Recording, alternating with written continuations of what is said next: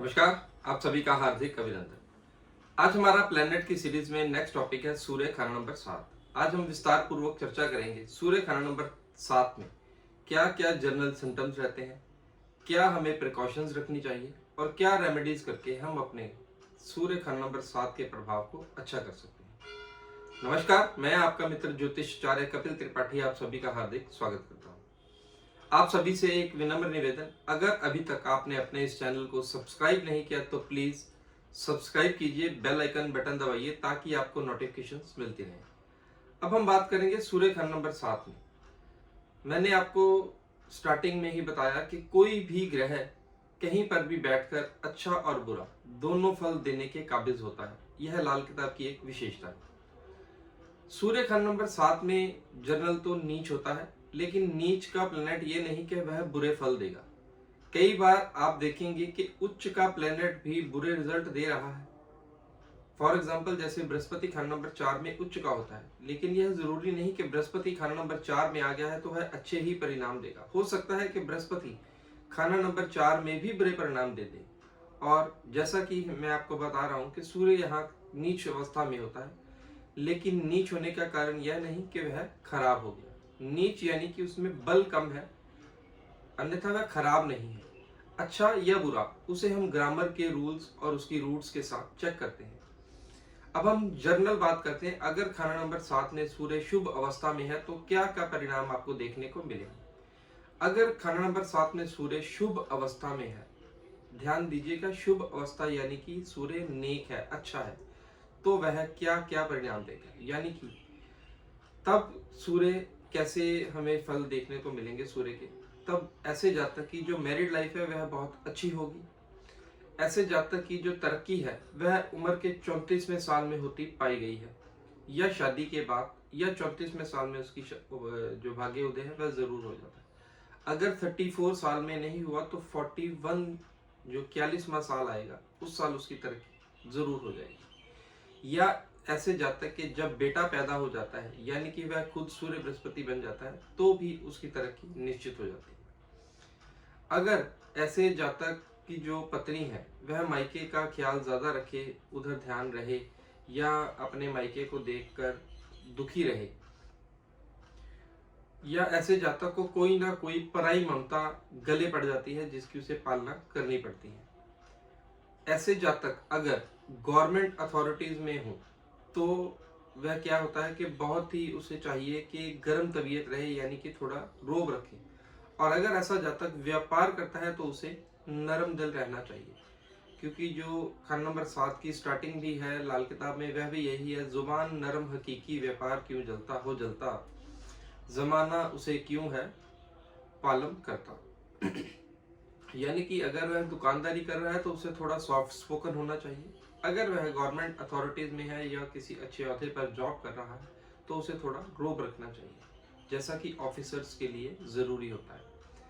ऐसे ही अगर सूर्य खंड नंबर 7 में शुभ की बजाय अशुभ अवस्था में हो तो जातक की जो मैरिड लाइफ है उसमें प्रॉब्लम्स होती हैं। यहाँ पर एक विशेष हिदायत, चाहे मेल है चाहे फीमेल है, जिसके भी चार्ट में सूर्य खंड नंबर 7 में है, दोनों पार्टनर्स में से किसी को भी अपना चरित्र खराब नहीं करना चाहिए, यानी कि करेक्टर लूज मत करें। एक्स्ट्रा मैरिटल अफेयर उसके लिए नुकसानदेह है। उसका कारण यह है क्योंकि खाना नंबर 7 में किस्मत जगाने वाला भी शुक्र होता है और हमने शुक्र को खुद ही खराब कर लिया, तो किस्मत कहाँ से जागेगी, उल्टी दिक्कतें जरूर देखने को मिलेंगी। ऐसे जातक को ये जो हिदायत में दे रहा हूँ, यह परहेज बहुत ही ज्यादा जरूरी हो जाते हैं। अगर सूर्य खंड नंबर 7 के समय लगन में कोई भी पापी ग्रह आ जाए तो मैरिड लाइफ डिस्टर्ब रहेगी।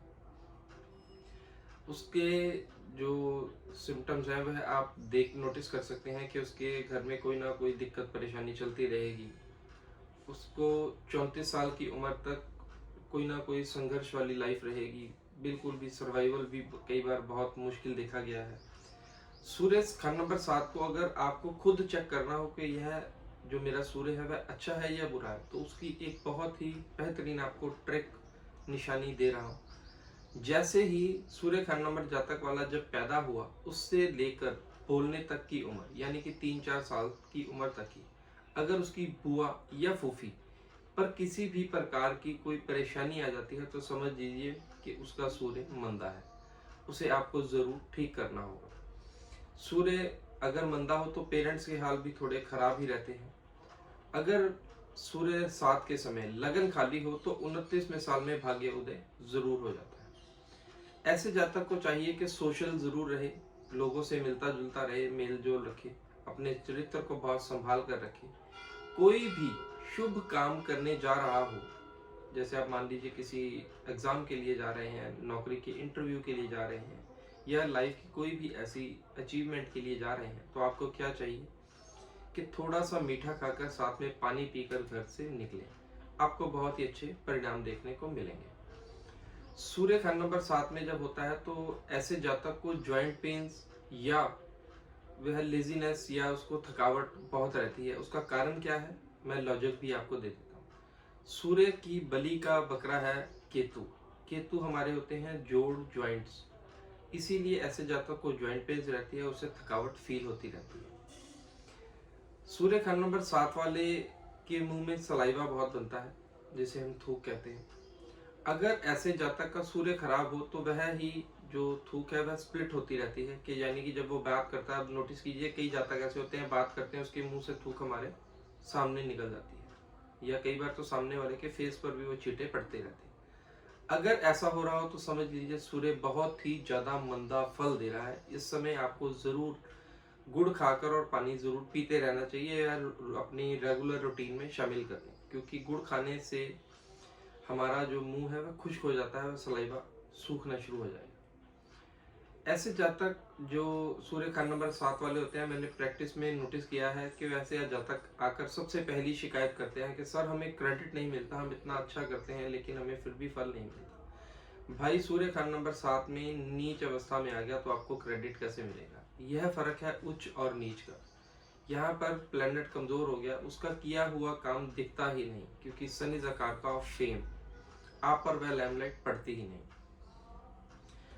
इसलिए आपको चाहिए कि क्रेडिट की ज़्यादा अपेक्षा मत रखें, अपने आप में मस्त रहें, सोशल रहते रहें, ईश्वर ज़रूर आपको फल देगा। आप किसी की झूठी प्रेज के मोहताज कभी भी मत रहें।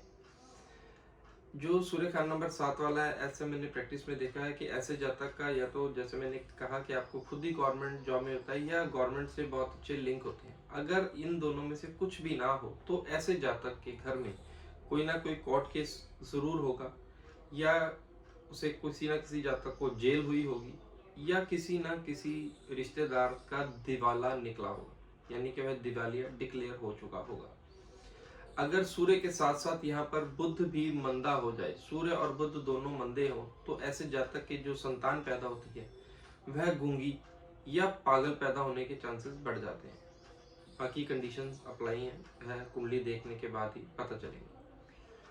अब हम बात करते हैं कि सूर्य खंड नंबर 7 वाले को कौन कौन से जर्नल रेमेडीज हैं जो करके उसे रिलीफ मिल सकता है। सबसे पहले तो ऐसे जातक को बिना सींगों वाली गाय, और काले रंग की हो, सफेद रंग की बिल्कुल भी ना हो, उसकी सेवा करते रहना चाहिए। गाय वही उसी की सेवा करें जो दूध देती हो और बिना सींग वाली हो और काले रंग की हो, ऐसी गाय की पालना जरूर करें। वैसे तो सूर्य खंड नंबर 7 वाले के लिए विशेष हिदायत, चाहे अच्छा है या बुरा, वैसे तो यह हर किसी को ही, हर जातक को करना चाहिए कि अपने घर में जो पहली रोटी बनती है उसकी आधा पोर्शन गाय को, आधे में से फिर 2 पार्ट करें, एक कौवे को और एक कुत्ते को। यह डालना जरूर शुरू कर दीजिए, आपको बहुत अच्छे परिणाम देखने को मिलेंगे।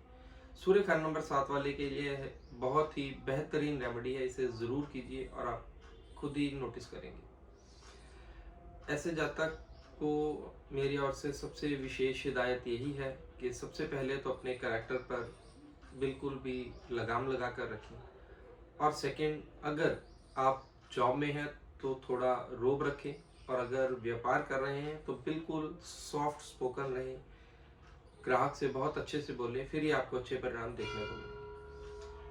अगले विषय पर फिर मुलाकात होगी, तब तक के लिए जय श्री राम। जाते जाते आपसे फिर एक बार निवेदन करता हूं कि अपने इस चैनल को सब्सक्राइब कीजिए, वीडियोस को मैक्सिमम शेयर कीजिए। ऐसे ही ज्योतिष की बहुत सी रोचक जानकारियां और लाभप्रद जानकारियां जो आपके लिए भविष्य में बहुत फलदायी होंगी, मैं आपको प्रदान करता रहूंगा।